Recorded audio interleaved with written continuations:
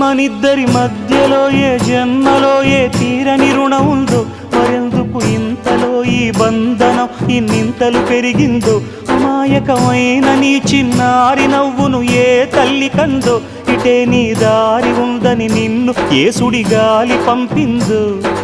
పాపం పుణ్యం దేవుడికెరుక, పేదకు దొరికిన బంగారు కణిక, పాలు వెన్నాలేవని అనక ప్రేమను తాగి పెరగవెసిలక.